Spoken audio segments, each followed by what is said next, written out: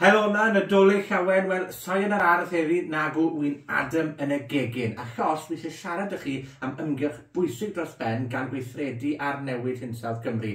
Mae'r cwpwrden yn llawn, mae'r oergell yn llawn, ac mae Gwastraff Bwyd yn dipyn o broblem dros yr wyl. Felly dyma beth dwi'n hoffi gwneud i leihau hynny, sef swp Gwŷl San Steffan.